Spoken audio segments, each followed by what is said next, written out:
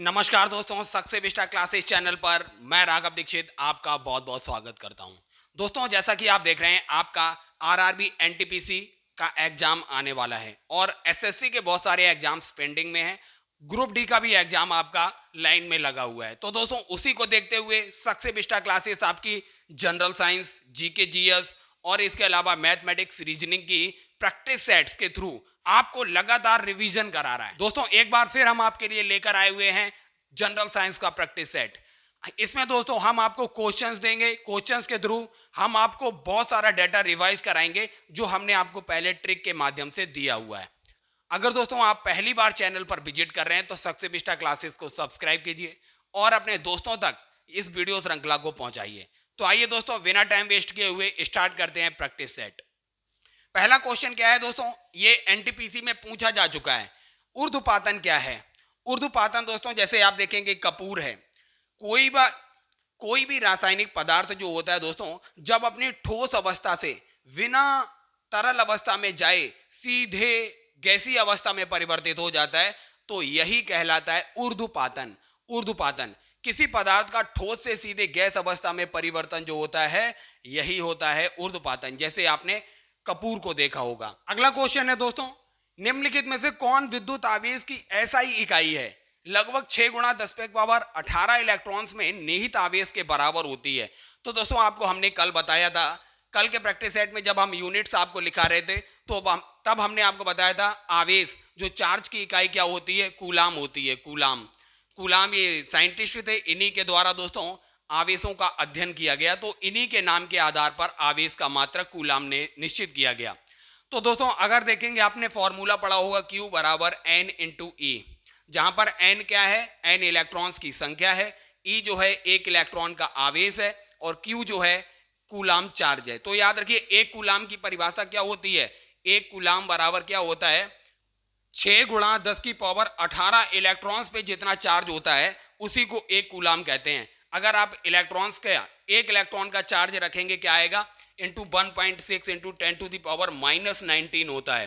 तो अब इसे सॉल्व करेंगे तो क्या आएगा, 0.96 के अराउंड आएगा, जो लगभग एक कूलाम के बराबर है। तो ये एक कूलाम की डेफिनेशन ही होती है दोस्तों, 6 गुणा 10 की पावर 18। वैसे ये 6 नहीं होता है दोस्तों, 6.25 होता है, 6.25 गुणा 10 की पावर 18। तो याद रखिए, इतने इलेक्ट्रॉन्स पर जितना चार्ज होता है वही क्या कहलाता है, एक कूलाम कहलाता है, एक कूलाम। अब देखते हैं दोस्तों अगला क्वेश्चन, निम्नलिखित में से कौन सा तत्व आधुनिक आवर्त सारणी में परमाणु का क्रमांक 30 वाला है? इसका ऑप्शन दोस्तों, ये सी ऑप्शन बिल्कुल करेक्ट हो जाएगा, जिंक। वहीं आप देखेंगे दोस्तों, आयरन का जो होता है, आयरन का 26 होता है और कोबाल्ट का होता है 27 और कॉपर का जो होता है दोस्तों, कॉपर का 29 होता है और निकेल का जो होता है दोस्तों, ये 28 होता है। तो बिल्कुल सीक्वेंस में है।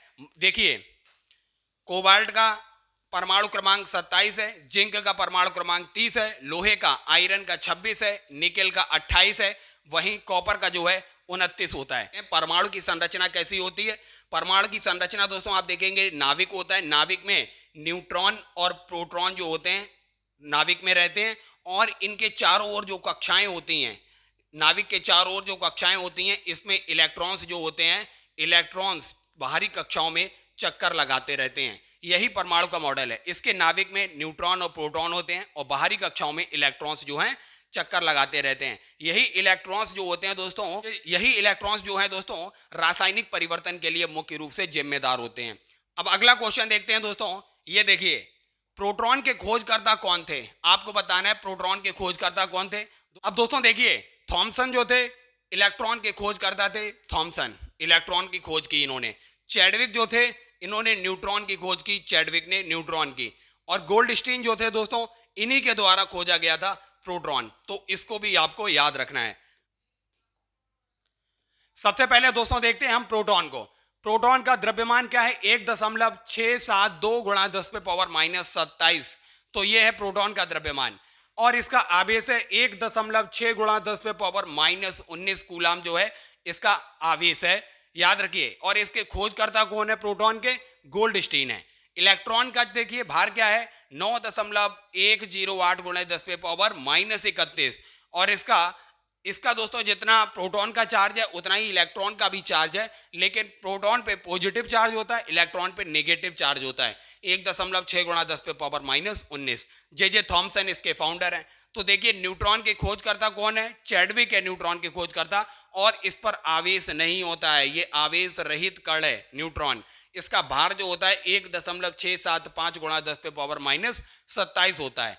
पॉजिट्रॉन कई बार पूछा जा चुका है आरआरबी के लिए, तो ये फेवरेट क्वेश्चन है। पॉजिट्रॉन के खोजकर्ता तो कई बार पूछे गए, एंडरसन है दोस्तों, याद रखिए। इसका भार 1.108 गुणा 10 पे पावर -31, और इसका चार्ज उतना ही है जितना इलेक्ट्रॉन्स का है और प्रोटॉन्स का है। प्रोटॉन का देखिए 1.6 गुणा 10 पे पावर -19 धनावेश, सही है।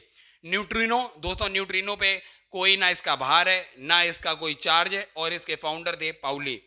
अब देखते हैं दोस्तों पाई मेसान, क्योंकि कई बार आपसे एडवांस भी पूछ देता है, तो पाई मेसान को और फोटोन को भी याद रखिए।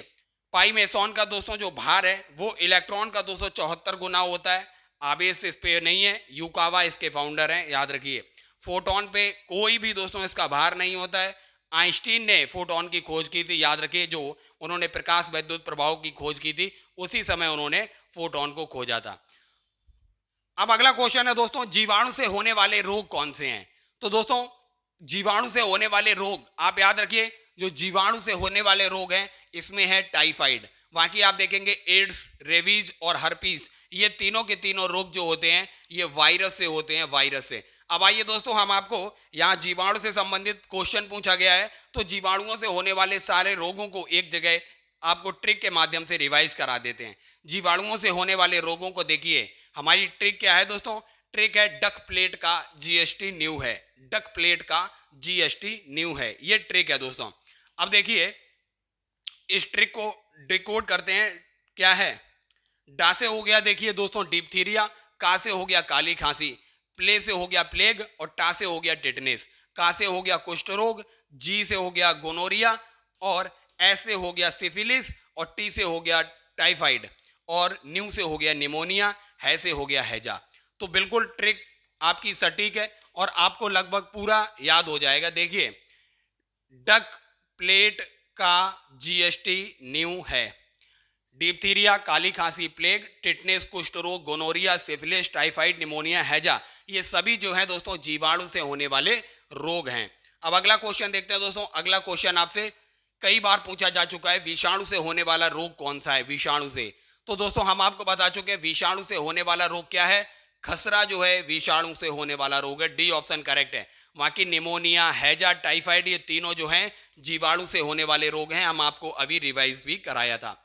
अब दोस्तों यहां पर अगर विषाणु से संबंधित क्वेश्चन पूछा गया है, तो आइए सारे रोग ट्रिक से एक बार कवर कर लेते हैं। ये देखिए वायरस, विषाणु से होने वाले रोगों की ट्रिक, इसको देखिए, ट्रिक को डिकोड करते हैं। क्या है ट्रिक, है हमारी, गले में फल अड़ा, गले में फल अड़ा, खतरा रवि, हर छोटी पीली चींटी पर ट्रक से डंडी मार। गले में फल अड़ा, खतरा रवि, हर छोटी पीली चींटी पर ट्रक से डंडी मार। तो दोस्तों याद रखिए रोग में क्या है, देखिए गले से हो गया गलसुआ, फल से हो गया फ्लू, अड़ा से हो गया एड्स, खतरा से हो गया खसरा, और रबी से हो गया रेबीज, हर से हो गया हर्पीस, छोटी से छोटी माता, पीली से दोस्तों हो गया पोलियो, चींटी से हो गया चेचक, ट्रक से हो गया ट्रेकोमा, डंडी से हो गया डेंगू, और मार से हो गया दोस्तों मेनिंजाइटिस। तो इतने रोग जो हैं ये रोग होते हैं विषाणुओं से। अब दोस्तों अगला क्वेश्चन देखते हैं, आपसे ये कई बार एग्जाम में पूछा जा चुका है, विटामिन सी का रासायनिक नाम क्या है। दोस्तों विटामिन सी के रासायनिक नाम पर हम बाद में आएंगे, सबसे पहले हम एक बार रिवाइज कर लेते हैं। ट्रिक क्या थी मेरी, रथ एक टॉफी है, रथ एक टॉफी है। रा से क्या था दोस्तों, रेटिनॉल, विटामिन ए का रासायनिक नाम है। था से हो गया थायामीन, विटामिन बी का नाम है। ए से हो गया एस्कॉर्बिक एसिड, विटामिन सी का नाम है। का से हो गया कैल्सीफेरॉल, ये विटामिन डी का रासायनिक नाम है। टा से हो गया टोकोफेरॉल, विटामिन ई का रासायनिक नाम है। फा से हो गया फिनोक्विनोन, विटामिन के का रासायनिक नाम है।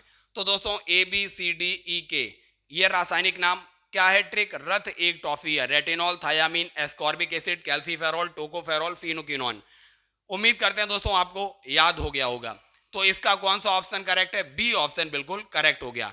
यहां पर हमने सारे विटामिन को कवर कर लिया। अगला क्वेश्चन क्या है दोस्तों? विटामिन डी की कमी से होने वाला रोग कौन सा है? विटामिन डी की कमी से होने वाला रोग अभी हमने, अब हम दोस्तों इसको भी देख लेते हैं। रिकेट्स जो है विटामिन डी की कमी से होने वाला रोग है। ये दोस्तों हड्डियों से संबंधित रोग है। हड्डियां जो होती हैं वो कमजोर पड़ जाती हैं। विटामिन डी की कमी से रिकेट्स होता है। देखिए विटामिन ए की कमी से क्या होता है दोस्तों? रतौंधी होता है, रतौंधी। और विटामिन बी की कमी से क्या होता है? बेरी बेरी रोग हो जाता है, बेरी बेरी रोग हो जाता है। विटामिन सी की कमी से क्या होता है? स्कर्वी रोग हो जाता है, स्कर्वी। विटामिन डी से क्या हो जाता है? रिकेट्स हो जाता है, रिकेट्स रोग हो जाता है।